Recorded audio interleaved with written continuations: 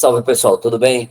Eu aqui de novo para mais uma aula de geografia com vocês no canal da Escolha Educação. Sou o professor Paulo Mendes, integro um coletivo de professores formado pelo professor Michael Gonçalves de filosofia, professor Alexandre Zilotti de matemática, professor Fábio Moraes, né, de física, professor Rodrigo Mendes, que não é meu parente, mas é também o Mendes, né, que é professor de história, e eu. Ok? Então, já estou te pedindo aí uma força, ó, se inscreve no nosso canal, né, curte o vídeo se você achar que a aula ficou legal, comenta, né, coloca lá suas dúvidas, faz aí esse papel, né, importante de diálogo, porque aí a gente tem como ver também como nós podemos melhorar por aqui, ok?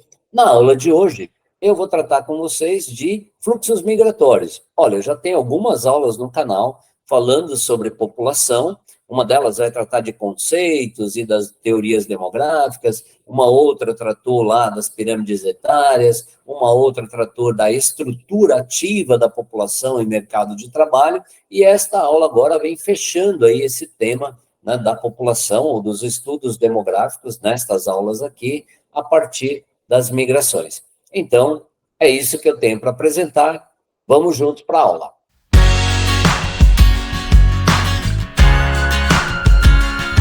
Muito bem, quando eu vou falar de população, fluxos migratórios, eu coloquei até umas figurinhas aqui, mas eu vou te colocar já os itens, olha só. Quando eu estou falando de migrante, né, estou falando de toda e qualquer pessoa que more fora da sua cidade ou município de origem, mas dentro de um mesmo país. É isso. Quando eu estou falando de emigrante e de imigrante, eu estou falando da mesma pessoa. Então, emigrar significa sair do seu país de origem em relação a outro país, e imigrante eu sou quando eu entro nesse país de destino, tá certo? Quando eu olho aqui, ó, né, já tem um gráfico trazendo para a gente o seguinte: para onde vão os brasileiros de maneira geral, né, os emigrantes brasileiros? Para a América do Norte, né, 46%, para a Europa, 31%, para a América do Sul, 14%, para a Ásia, 7%, para a Oceania, 1,5%, e para a América Central e Caribe, né, 0,5%. Então, a emigração brasileira tem maior, né, quantidade, maior intensidade na América do Norte, depois seguido lá pela Europa. Em terceiro vem a América do Sul. Tá certo? Mas continuando nos conceitos, aí eu tenho agora uma outra situação, tá? Eu tenho a situação do exilado, e aí eu vou ter uma situação específica, ó. Se o exilado é toda e qualquer pessoa que é obrigada a deixar o seu país, porque ela é banida, né? E aí vem do latim exílio, desterro, degredo, né? Ou seja, é aquela condição de ter sido forçado. Por favor, não confunda exilado com refugiado, ok? São status diferentes. O exilado, ele necessariamente, na medida em que eu fui banido daqui, eu vou ser asilado em outro lugar, ou seja, eu vou ser acolhido em outro lugar. Então, eu tenho o exilado e o asilado. E, por fim, eu vou ter o refugiado. Então, quem é o refugiado?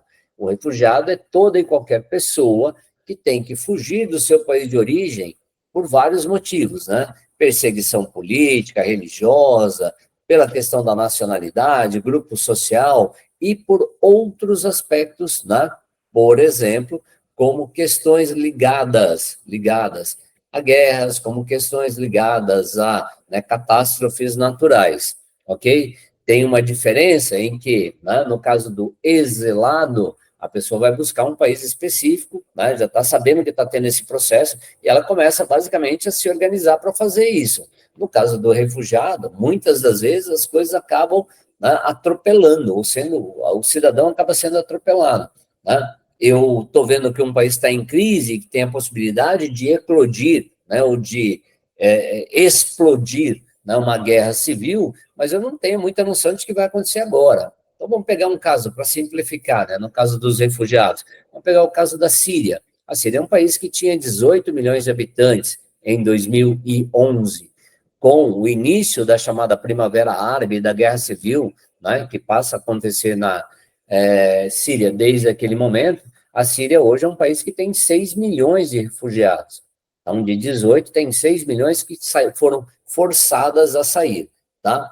No Brasil, o refúgio também pode ser aplicado em casos de violações de direitos humanos. Então, cada país tem uma legislação geral. No caso dos refugiados, vale muito a pena ficar atento ao trabalho do Acnur, ACNUR, Alto Comissariado das Nações Unidas para Refugiados. Tudo bem? Aí eu vou adiante, ó. Migração tem caráter de permanência, mas eu coloquei aqui para você, né, um fator que é considerado migração, que é um deslocamento pendular, e ele não tem caráter de permanência. Então, a pessoa que sai de Guarulhos para vir para São Paulo para trabalhar, ela não vai morar em São Paulo, né? Ou que sai de Santo André, São Caetano. Veja que os dois maiores lugares aqui, ó, são Guarulhos, né, com maiores saídas e vindas para cá, e Osasco. Essas pessoas não ficam morando aqui, elas vão e voltam. Agora, por que são consideradas, né, migrações? Porque o volume de pessoas, tá, que faz este movimento, ele é gigantesco, e isso tem um impacto muito significativo na infraestrutura de transporte e nos demais itens.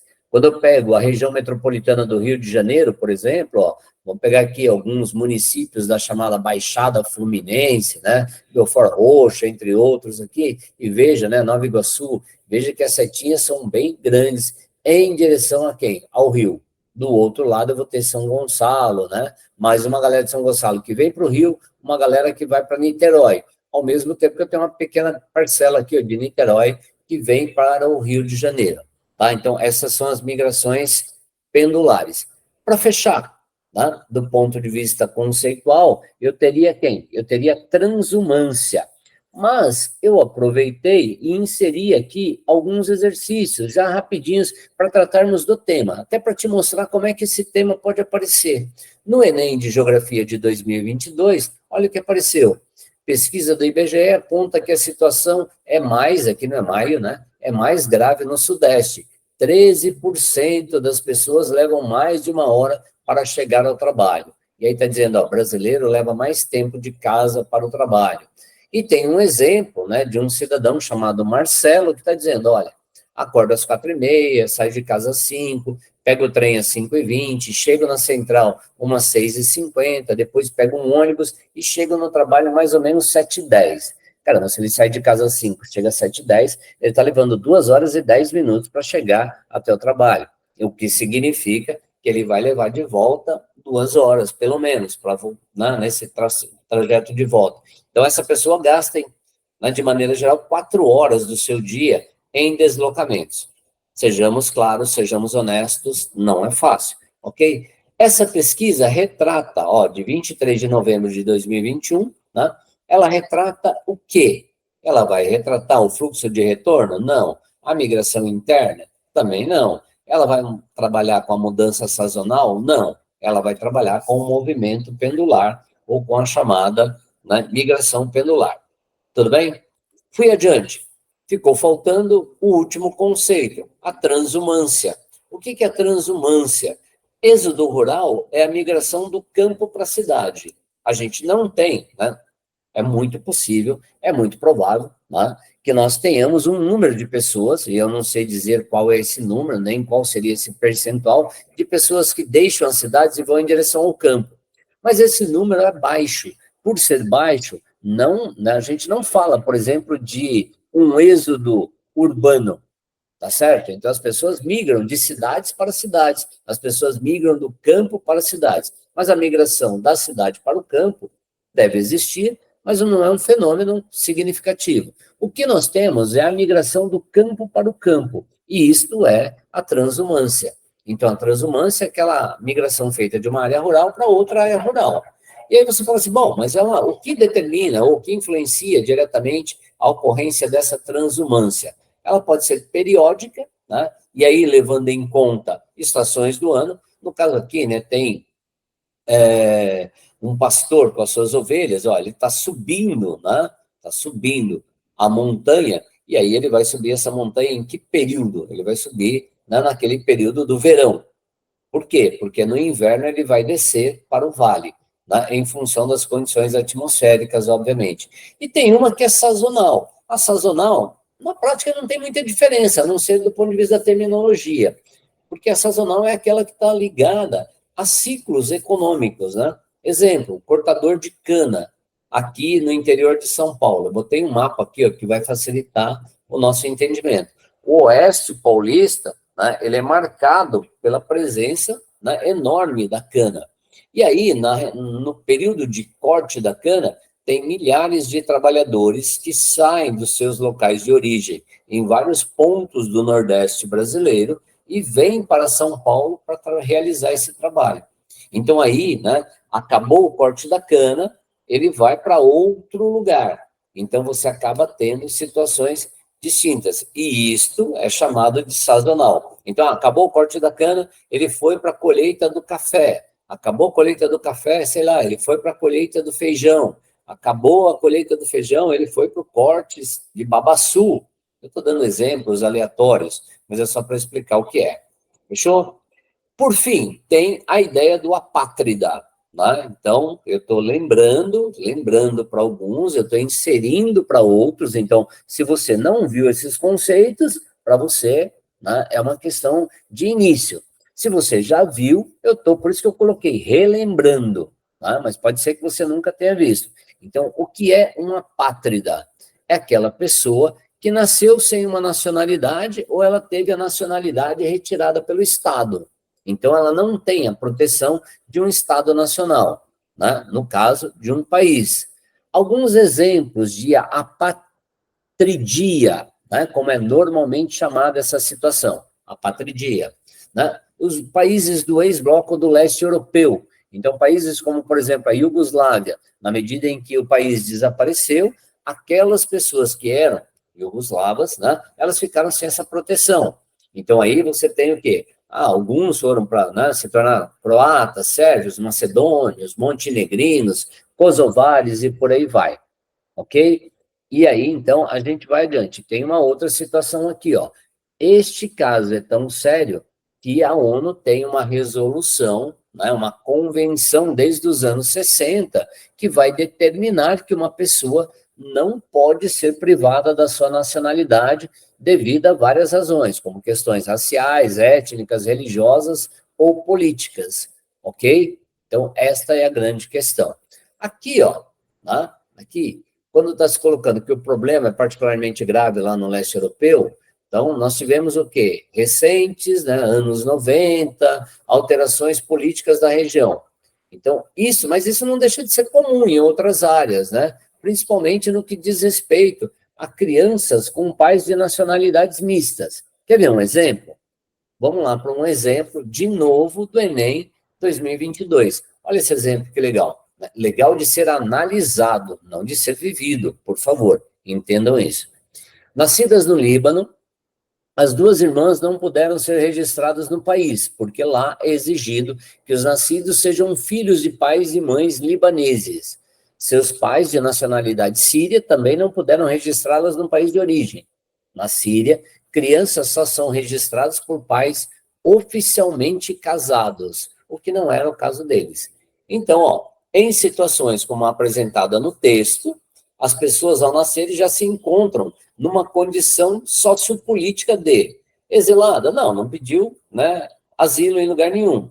Foragidas? Não. Refugiadas? Não. Clandestinas? Não. Elas são apátridas, ok? Então, para você que vai falar assim, isso nunca vai aparecer numa questão, 2022 teve aí no Enem, mas são questões cotidianas, né, na realidade de muitos países e de muitas pessoas no mundo, infelizmente.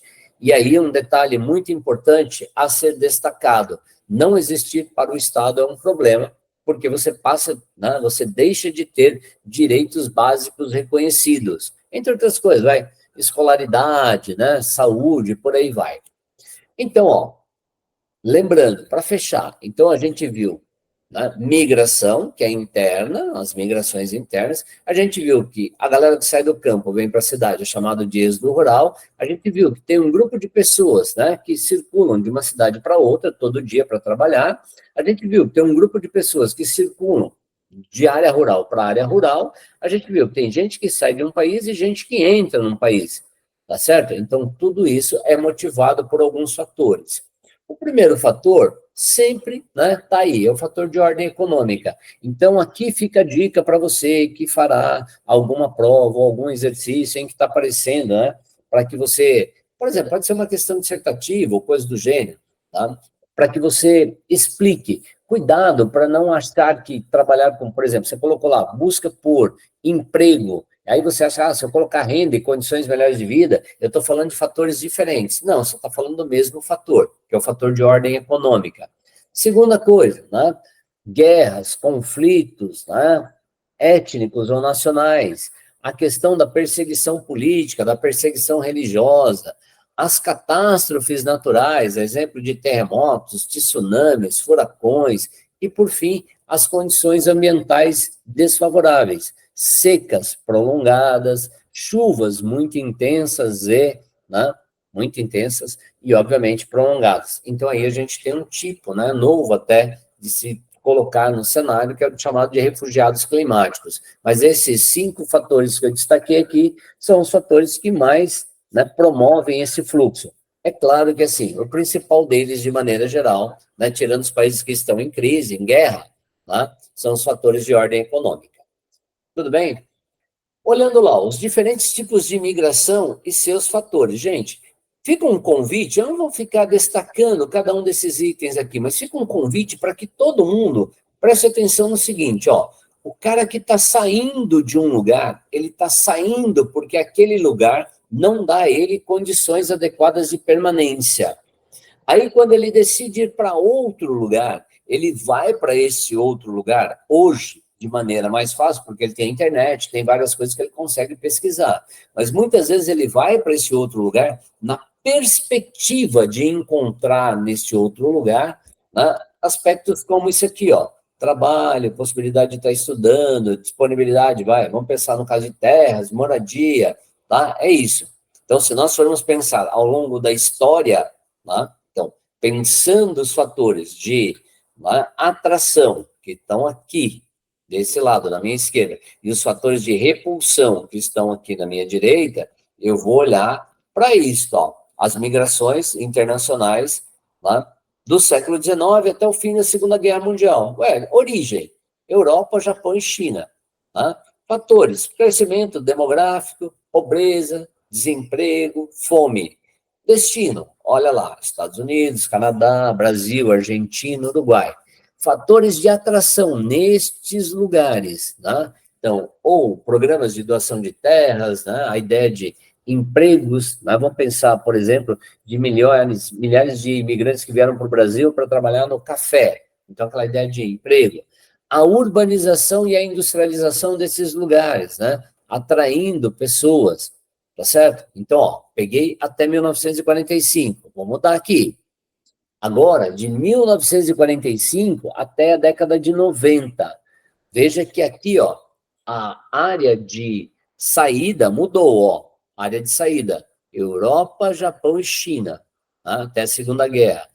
Área de saída, ou áreas de saída, de 45 até 90. Continente africano, continente asiático e a chamada América Latina. Aí os fatores de repulsão, a descolonização, né, da Ásia e da África, várias tensões políticas e conflitos armados, e a questão do subdesenvolvimento econômico e as desigualdades sociais. Qual o destino? Europa, Estados Unidos, Canadá e Japão. Esses caras atraíram aqui, é claro que quando se fala de reconstrução do pós-guerra, não está se referindo aos Estados Unidos, não está se referindo ao Canadá. Está se referindo basicamente a quem? A Europa e ao Japão, tá? Uma outra coisa é o desenvolvimento socioeconômico. Aí, quando você olha para o desenvolvimento socioeconômico, os chamados países ricos, eles sempre foram, né, um grande polo de atração. Caminhando para, né, a conclusão desses aspectos aqui mais gerais, mais, né, globais, vamos dizer assim. Aí, né, entramos na globalização. Eu não vou discutir o conceito de globalização aqui, se eu estou considerando a partir de qual momento. Eu estou fazendo um recorte, década de 90. Né? Então, crise do bloco socialista e A ideia da hegemonia estadunidense, ou da unipolaridade, segundo alguns, multipolaridade, segundo outras, a gente pode discutir isso, né, num outro momento, para falar um pouco dessa questão, do aspecto geopolítico. Mas a migração, ela intensifica o fluxo migratório. Por quê? Porque com a globalização, né, nós vamos ter o quê? Mais acesso às informações, né, uma espécie de barateamento, ou de, né, se ficou mais fácil você se deslocar de um lugar para o outro. Passagens aéreas até, né? Embora ainda sejam muito caras, mas se tornaram mais baratas. E os fatores que potencializaram. Então, os avanços aqui, meios de transporte e comunicação, atividades econômicas que foram se dispersando, né? Vamos pensar numa outra coisa, ó. Toyotismo, né? Um sistema de organização da produção e do trabalho que surge no Japão. Aí você tem o quê? A partir dele, a ideia da dispersão das fábricas. Ué, para onde elas vão? Para aqueles lugares, né, em que elas encontrem preços mais baratos ou custos mais baratos para a sua produção. E aí, nesse contexto, alguns lugares vão recebendo vários investimentos. Começa a ter o quê? A emergência, né? Então, o crescimento aí, né, econômico de alguns países, e que acaba, por exemplo, se tornando uma referência. Para fechar, né? Para fechar esse primeiro bloco, tem a questão das migrações forçadas. Então, as migrações forçadas estão envolvendo basicamente quem? Os refugiados. Origem: países em conflitos ou guerras, né? Ou países que têm catástrofes naturais. Fatores da repulsão. Tá até fácil de lidar aqui, ó. A tensão, o conflito e a catástrofe. Destino: normalmente os países mais próximos às zonas de conflito. Veja, em 2017, Síria, de onde mais se saiu gente. Países que mais receberam gente em 2017, a Turquia, tá? Segundo país com o maior número aqui de refugiados, o Afeganistão. O cara que saiu do Afeganistão me parece muito lógico que uma galera tenha ido para o Paquistão. Pode até não parecer tão lógico para o paquistanês, né? Mas as pessoas elas vão tentar ir para aquele lugar mais próximo, tá certo? É essa a ideia. E aí, fechando o perfil, ó, agora presta atenção numa coisa, olhar perfil. Você vai encontrar isso também nas migrações internas. Então, até o final do século XX, normalmente nós tínhamos o quê? Um fluxo que era direcionado de países subdesenvolvidos para países desenvolvidos. Então, basicamente era, saía do Brasil, ia para os Estados Unidos, saía do Brasil, né, ia para algum país europeu, saía do Brasil e ia para o Canadá. Do século XXI para cá, quer dizer, do início do século XXI, houve uma mudança, né? Houve uma mudança. Então, hoje, conforme está aqui, ó, neste dado que a gente pode observar, né, 50% do fluxo migratório, nesse momento, estava se dando entre quem? Entre países em desenvolvimento. O que me leva, né, isso me leva a concluir o quê? Ou a, né, elaborar a seguinte tese: por que que as pessoas estão buscando menos ir para os Estados Unidos? Porque os Estados Unidos, a Europa, né, de maneira geral, estão cada vez mais fechados, tá certo? Então, assim, você tem uma política cada vez mais fechada e um rigor mais acentuado de análise da condição do cidadão imigrante, tá? Por outro lado, o que que a gente tem? Os chamados países subdesenvolvidos ou em desenvolvimento, eles apresentaram crescimento. Então, né, só para pegar um outro exemplo, é bem provável que, numa situação qualquer, o boliviano que está aqui no Brasil, ele ia falar assim, bom, a minha ideia inicial não era vir para o Brasil, eu queria ir para os Estados Unidos. Como está tendo um fechamento maior lá, o Brasil se tornou uma opção para mim, né, nesse processo, tá bom? E para fechar, né, aquela parte que é importante de destacar, que é a chamada fuga de cérebros. Ué, fuga de cérebros diz respeito a quê? Né? Diz respeito àquela pessoa que tem uma alta qualificação técnica profissional, que se forma num país e que vai embora. Tá? Então, ó, profissionais especializados. Muito bem. Aí nós vamos ter o quê? As consequências, né? Na medida em que eu invisto um valor significativo para formar pessoas, formar cientistas, e esses caras vão embora e vão trabalhar em outro lugar, né, a gente tem o quê? Uma carência de profissionais qualificados, capacitados e tal. Ao mesmo tempo, isso vai trazer que consequência? Atrasos no desenvolvimento tecnológico. né, manutenção da dependência tecnológica, ou processos ligados a, né, demorar para iniciar um processo de industrialização, que é o caso da industrialização tardia, ou um processo acelerado de desindustrialização, que é o que tem acontecido, né, com o Brasil.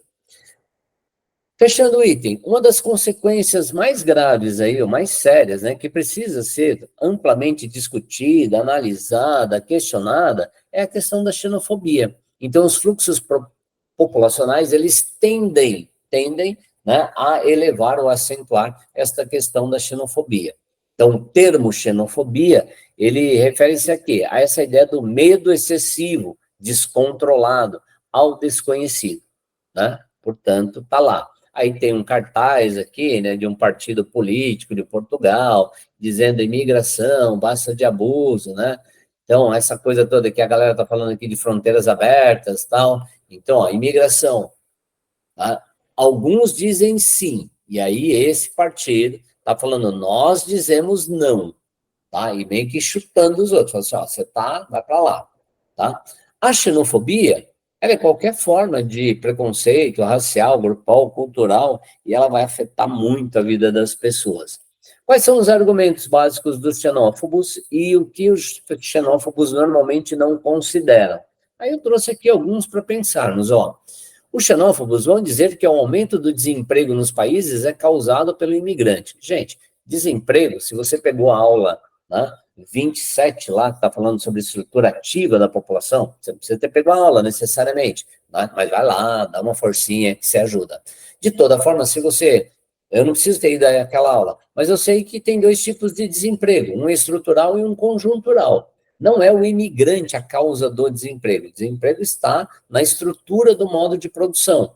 O imigrante, ele vai resolver para quem quer contratar, né, um problema, né, ou assim, ele vai facilitar para quem quer contratar uma exploração. Por quê? Porque o imigrante normalmente vai tentar, né, vai aceitar condições menos, né, menos favoráveis ao trabalho. Outro argumento dos xenófobos, que há um aumento da violência nos países que recebem esses imigrantes. A minha pergunta para você é a seguinte, ó, pensa lá, você é imigrante num país qualquer, né? Eu posso te garantir uma coisa, a última coisa com que você vai querer ter problemas é com a justiça nesse país, tá? Então, dizer que a violência, ela se dá por causa do imigrante, é no mínimo não desconsiderar, né, muitas coisas na realidade. Falar do aumento dos gastos públicos com saúde e educação com os imigrantes, né? Muitos, principalmente na Inglaterra, lá na votação do Brexit, a saída do Reino Unido da União Europeia, um dos argumentos foi esse, né? Que o aumento, estava tendo um aumento dos gastos públicos com saúde e educação por causa dos imigrantes, e que, portanto, né, esses sistemas de atendimento estavam sendo saturados e estavam apresentando problemas. E, por fim, aquela coisa que é relacionada à perda de cultura, né? A ideia de choques culturais. Lembrando, você não perde algo, né? Você tem processos que vão, né, te ajudar a compreender melhor, você vai trazendo traços. Pega no nosso caso, o Brasil, né? Nós somos um grande resultado aí de uma miscigenação enorme e temos problemas também enormes com discriminação e racismo. O que os xenófobos não consideram?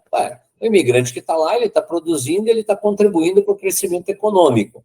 Tá? Segunda coisa, que o desemprego está na lógica do sistema capitalista. Então, o capitalismo ele não trabalha na ideia do pleno emprego. Por que ele não trabalha com essa ideia? Para que haja exploração, para que haja mais-valia sobre o trabalho, né? Para que haja aí processos em que o capitalista em si ele vai poder ganhar mais dinheiro em cima do outro. Terceiro item, a importância desses imigrantes para a reposição da população envelhecida. Né? Vamos lembrar, uma das primeiras coisas que você deve ter estudado em população. Existe uma taxa de crescimento populacional que é necessária para que um país reponha a sua população. E essa taxa é de 2,1% ao ano de crescimento. Na medida em que vários países, principalmente os desenvolvidos, eles têm, né, enfrentado problemas com esse envelhecimento da população, a imigração é uma grande forma de você, né, elevar o crescimento e você rejuvenescer a sua população. E, por fim, aquela ideia de que não há perda, né, cultural, e sim transformações, mudanças decorrentes aí desse processo de aculturação.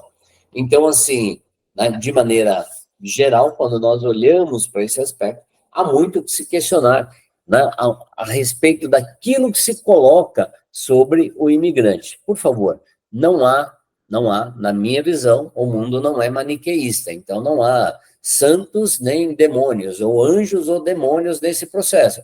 Tem uma relação. Tem gente que busca explicar no outro um problema que não está no outro, né? E aí é essa situação. Mas xenofobia, além de tudo, é crime, né? E precisa ser combatida, né, integralmente. Se você chegou até aqui, ó, eu vou entrar agora em migrações internas no Brasil, né? Se você chegou até aqui, não esquece, ó, vai lá, dá aquele like no vídeo, né? Faz aquela sua inscrição no canal, comenta com aquele seu amigo ou com aquela sua amiga. Poxa, ó, tô aqui vendo umas aulas nesse canal, né? Tem umas pessoas bem legais, inclusive o professor Paulo de Geografia, tá? E aí a vida segue, beleza? Podemos ir para a segunda parte, ó. Migrações internas no Brasil. E aí, quando eu vou falar de migrações internas, eu tenho que lembrar de algumas coisas importantes, tá? Primeira delas, né? Que o Brasil não é diferente de outros lugares, né? Então, destacar que, assim, no caso brasileiro, o maior fator para as migrações é o fator econômico. Então, aquela galera que estava em busca de emprego, renda e qualidade de vida. Aquela outra coisa que você já sabe, né? Mas que nós vamos olhar aqui com mais atenção. A principal região de saída de imigrantes no Brasil foi o Nordeste. E aí, numa sub-região do Nordeste, mais especificamente o Sertão, né, a questão da irregularidade das chuvas, do clima tropical semiárido, interferiu nisso? Claro que interferiu. Ela potencializa, ela não determina o fluxo, mas ela potencializa. Ela quem? A irregularidade das chuvas, tá? Potencializa esse processo. Muito bem. Outra coisa que eu quero chamar a sua atenção e que ela é bem importante para mim, né? Muitos dos trabalhos ou muitas das questões sobre migrações internas, elas vão trabalhar com figuras, né? Vão trabalhar aí com, por exemplo, quadros como do Portinari, tem outros quadros, né, de outros autores, mas dá uma olhadinha aqui, ó, no perfil, né, que ele retratou desta população retirante. Tá? E, por acaso, ó, o título, Os Retirantes, 1944. O que ele está expondo, na realidade? A questão da fome e da miséria. E aí isso força as pessoas a saírem de seus locais. Veja que as crianças estão sempre magérrimas, né, e barrigudas, o que denota desnutrição. Veja que as pessoas, elas são retratadas de uma forma mais cadavérica. Então, assim, aquela coisa de que, olha, a situação está muito difícil, e aí essas pessoas buscam outros lugares. Bom, aí, minha gente, você chegou até aqui, e eu botei esse quadro desse jeitinho, só para facilitar a sua vida e a minha, né? Você não precisa, enquanto vestibulando, eu também não precisaria, enquanto professor, tratar de cada item específico aqui, ó, mas eu vou deixar aqui, já vou abrindo para você, né, todos esses quadros para a gente olhar de maneira geral. Então, ó, o que nós temos aqui? As migrações internas no Brasil, né, olhando períodos, então eu estou indo lá desde o século XVII, 1698, até o pós-Segunda Guerra Mundial. Então, vamos imaginar 1950. Está se olhando, né, para o fenômeno da causa e está se olhando para o fenômeno da repulsão. Então, o que causou esse processo migratório dessa primeira fase foi a mineração, depois o café, né, aí a expansão do café, a extração da borracha, o algodão, a borracha, a industrialização. Aí, de onde as pessoas estavam saindo? Opa, aqui uma galera saindo do Planalto Paulista, então saindo aqui da região de São Paulo, né, e do Nordeste, indo para onde? Para Minas Gerais, para Mato Grosso e para Goiás. Num segundo momento, né, galera saindo das áreas de mineração, chegando onde? No Vale do Paraíba, e por aí vai. O que eu preciso saber? Que a atividade econômica, né, sendo desenvolvida num lugar, essa atividade econômica, principalmente antes da indústria, ela vai atrair uma galera, uma mão de obra bastante acentuada. Por quê? A indústria não faz isso? Claro que faz. Só que a indústria você vai ter o quê? Uma indústria localizada em lugares, né, em cidades específicas. Aqui está falando de diversos fatores. Fica a dica, ó. Fica a dica. É a mesma, né, mesma tabela aqui. O que eu fiz? O Brasil até o início do século XX, né? Até a primeira fase primeira não, vai, até a fase da indústria de base do Getúlio Vargas, o Brasil é conhecido como uma economia de arquipélagos, ou como os arquipélagos econômicos. O que na prática seria isso? Nós temos as regiões brasileiras, elas estavam conectadas ao mercado internacional, mas não havia uma conexão entre elas. Tá? Ou, quando havia essa conexão, era uma conexão muito frágil. Por quê? Porque havia uma falta de transportes e de comunicação nesse momento. A indústria vem e vai mudar esse processo, ok? Então, quando a indústria vai mudar esse processo, por quê? Porque a indústria vai ser o grande motor, né? O grande elemento que vai potencializar o desenvolvimento. Eu coloquei item por item aqui para destacar para você, para que você possa ter um conjunto maior de repertório para responder as questões. Vamos lá, década de 50, o Brasil estava passando pelo quê? Por um grande processo de industrialização, né? E vai chegar até o início dos anos 70, onde o Brasil vai estar vivenciando o milagre econômico. Então, ó, a barra, dá uma olhada no tamanho, né, da setinha. Nordeste e Sudeste, fica fácil de entender. Nordeste, Amazônia, também vai ficar fácil, ó. Então, nós temos para aqueles lugares onde não está havendo o desenvolvimento industrial, tá? Leia-se as capitais do Sudeste, a gente tem o quê? Os projetos que foram desenvolvidos e foram implantados principalmente pelo governo federal. Tá? Quando nós passamos de 1964, né, o governo, né, a ditadura civil-militar, ela passa a adotar uma estratégia, que era uma estratégia chamada de Plano de Integração Nacional. Qual era o objetivo? Integrar as regiões ainda pouco ocupadas, naquele momento eles chamavam de vazios demográficos do Brasil, às regiões, né, com grandes populações. Por quê? Porque a estratégia era integrar para não entregar o Brasil ao domínio estrangeiro. Lembrando que estamos aí, nesse momento, na Guerra Fria e aquele pensamento, né, que vigorava lá naquele momento. No caso do Nordeste, do Sul e Sudeste para o Mato Grosso e Rondônia, veja, tem um fato específico aqui, ó, que é a galera que foi para construir Brasília. Né? Eu estou falando dos anos 60, especificamente. E tem as chamadas frentes pioneiras de colonização e povoamento. Elas foram desenvolvidas por quem? Pelo INCRA, pelo Instituto Nacional de Colonização e Reforma Agrária. Ok? Aí nós caminhamos adiante, nos anos 70, né, o Centro-Oeste, mais especificamente a região do Cerrado, ela passa a ser, né, a grande fronteira agrícola do Brasil, né, com grande desenvolvimento econômico e, né, a tecnologia potencializando aí a produção. Década de 70 para os anos 80, o que eu tenho? Um fluxo Nordeste e Sudeste. Está muito atrelado a quê? Ao milagre econômico brasileiro, ao aumento da oferta de emprego, né? E aquela população que vai sair na perspectiva de conseguir, no Sudeste, melhores condições de trabalho, melhores condições de vida. Aí eu preciso te lembrar também de uma outra coisa. Aqui em 73 tem a grande crise do petróleo, e nesta grande crise do petróleo, aquilo que o Brasil estava vivenciando lá de 68 para alguns, 69 para outros, que é o milagre econômico, ele fez água, ou seja, ele entra em total falência. Então, aquilo que estava se promovendo de emprego tem uma retração significativa. Nordeste para a Amazônia, olha, a mesma coisa. Fronteira agrícola, projetos de desenvolvimento, né, que foram fundamentais. Foram criados por quem? Pelo governo federal. No Centro-Oeste e Rondônia, ó, fluxo do Sul. Lembrando também uma outra coisa que você já viu em alguma outra aula por aqui e com os seus professores, né? O sul do Brasil ele não se forma a partir da lógica das grandes propriedades rurais, que era a lógica das capitanias hereditárias. A gente tem o quê? A formação de colônias com pequenos agricultores e por aí vai. Então, nos anos 70, o que acaba acontecendo? tem uma competição entre esses pequenos, esses grandes produtores, e muitos desses pequenos produtores não conseguem sobreviver à concorrência. E aí eles vendem seus sítios nesse lugar, que é no sul do Brasil, e vão comprar grandes áreas nessa nova região, ou nessa nova fronteira agrícola, que era o Centro-Oeste.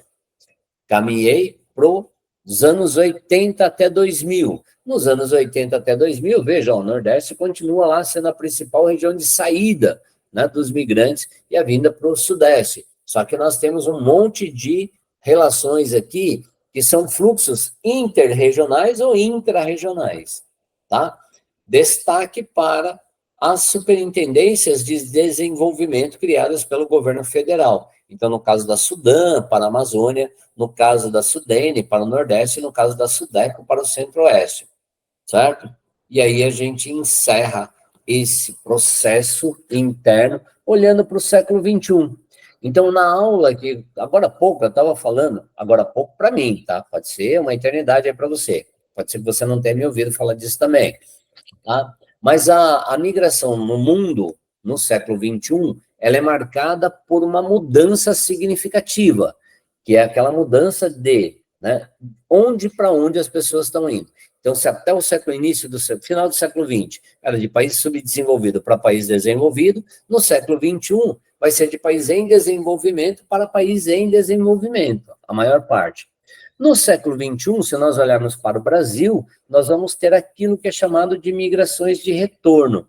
Essas migrações de retorno, gente, elas não começam necessariamente em 2001, não é essa a ideia, elas começam até antes, década de 90, o novo ciclo industrial do Brasil, o novo surto industrial do Brasil. Mas quais são os fatores que vão explicar essa migração de retorno? O elevado custo de vida nas capitais, principalmente do Sudeste, tá? O desenvolvimento econômico de outras regiões, a exemplo do Nordeste, a exemplo do Centro-Oeste, a política de desconcentração industrial, né, causada pelas estruturas do capitalismo, do toyotismo e, obviamente, das empresas tentando, né, procurar outros lugares no Brasil em que elas pudessem produzir de maneira mais barata a partir de várias isenções fiscais. E, principalmente, os avanços aí na urbanização e metropolização. Detalhe aqui, ó. A gente vai ter nesse perfil basicamente dois grupos, né? Que grupo? Aquele que veio para cá, trabalhou a vida inteira, mas não conseguiu fazer um grande pé de meia, fazer um bom pé de meia para poder voltar, e aí volta porque na sua cidade natal ou na sua região natal ele tem laços afetivos, mas tem também um custo menor, né? E essas regiões passaram a ter crescimento. Vou dar exemplo, né? O desenvolvimento do polo petroquímico e industrial de Camaçari, a questão, né, do polo de Suape no Pernambuco, do polo industrial que vai se formar aqui, ou de desenvolvimento, formado a partir do porto de Pecém, né, no Ceará. Então, aqui em Pernambuco, no Ceará, isso vai providenciar o quê? Né? Um conjunto de infraestruturas que vão permitindo, né, que as pessoas pensem, opa, se aqui não está tão bom, eu vou para esse lugar que pode ser que eu consiga um emprego. Posso até ganhar menos proporcionalmente ao que estava ganhando aqui, mas vai ter uma vida melhor. Tá? O segundo grupo desse perfil é aquela galera que fala assim, poxa, agora aposentei, né? Aposentei e vou procurar um lugar para morar.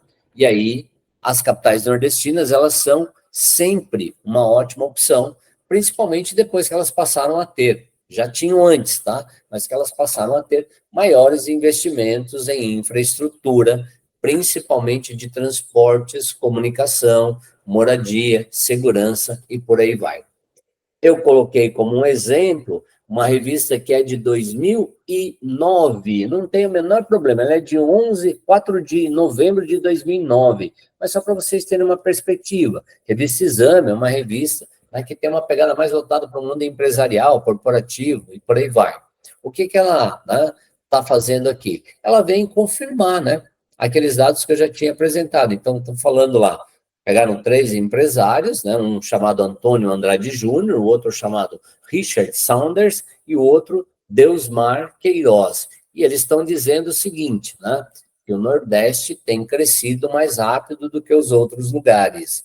Então, Isto vale muito, né, para ser observado, mas você vai ter um desenvolvimento e uma atração maior. E para fechar, né, aí nós vamos lá, ó. Peguei de novo, agora, Enem 2015, né? No Enem 2015, está falando de caça, pesca, coleta, né? E está dizendo assim, ó, as pessoas aqui, né, elas viviam desta maneira e isso garantia sua subsistência, porque ainda não conheciam as práticas da agricultura e da pecuária. Uma vez que eram esgotados os alimentos, eles tinham que se transferir para outros lugares. Como é que se chama esse movimento migratório? Tá? Aí você vai falar, é sedentarismo? Não, sedentarismo é o nome dado para aquele momento em que eles se fixam nos lugares. Transumância? Não, é de área rural para área rural, tal, mas não está falando disso. Êxodo rural? Também não. Êxodo rural é aquela ideia de migração campo-cidade. Aí só vai ter aqui a possibilidade do nomadismo. Não é pendularismo por uma coisa simples, né? Ele não está indo e voltando. Esgota-se, ele vai para outro lugar. Enem 2016 está dizendo, ó, a presença de uma corrente migratória por si só não explica a condição de vida dos imigrantes, né? Essa será somente a aparência de um fenômeno mais profundo. E aí ele está dizendo, ó, aquelas pessoas que são deslocadas do campo para as cidades. O texto ele faz referência a um movimento migratório que reflete o quê? Né? Eu já iria logo de cara aqui, ó, assinalando o item antes de comentar. Né? De quem que ele está falando? Ele não está falando de alguém que está saindo do campo para as cidades? Aí, aqui, ó, por que que não dá para ir na letra A? Porque está falando de trabalhadores motivados pelo aumento da oferta de emprego no campo? Não, né? Você vai ter gente que está saindo lá do campo, né? E que está vindo para as cidades. E isso vai resultar numa situação que é chamado inchaço das cidades, ou aqueles crescimentos disformes, né? Que alguns chamariam, ou que alguns chamam, um conceito muito comum em geografia urbana, que é a chamada macrocefalia urbana. Para fechar aqui, ó, Enem 2017. Veja aqui, ó, eu já peguei exercícios do Enem 2022 falando de população, 2018 falando de população, 2017 falando de migração, né? 2015, o anterior falando de migração. Fenômeno da mobilidade populacional que vem desde as últimas décadas, né, do século XX, apresentando transformações significativas no seu comportamento, não só no Brasil, né, como em outras partes do mundo. Esses novos processos se materializam, entre outros aspectos, na dimensão interna, no redirecionamento dos fluxos para as cidades médias. Bom, aí já está falando o quê? Né?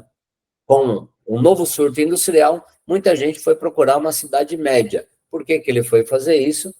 Já está no próprio texto, né? Um texto do professor Ariovaldo Umbelino de Oliveira, que são reflexões sobre os deslocamentos populacionais, e aí a gente tem o quê? A desconcentração da atividade industrial como sendo o principal fator para isso.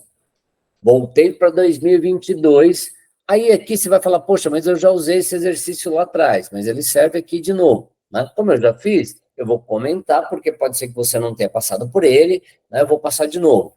Esse exercício está falando do quê? De alguém que acorda às 4h30, sai de casa às 5, chega no trabalho às 7h10. Só que ele faz isso naquele movimento de ida e volta. Então, esse movimento de ida e volta, ele é aquele movimento pendular. Tá? E a FUVEST 2019, ela também tratou disso, né, disso o quê? Das migrações e principalmente da política imigratória dos Estados Unidos. Então, a FUVEST diz assim, ó, com base no texto e nos fatos que envolveram a política imigratória dos Estados Unidos em junho de 2018, é correto afirmar que, lá em junho de 2018, o que a gente estava vendo, né? O governo Donald Trump falando do quê? Do aumento da construção de muros para separar os Estados Unidos do México. Porque esses muros, além das fronteiras físicas, né, também são muros aí que vão demarcar situações psicológicas. No caso específico, foi o caso das crianças que foram separadas de suas famílias, né?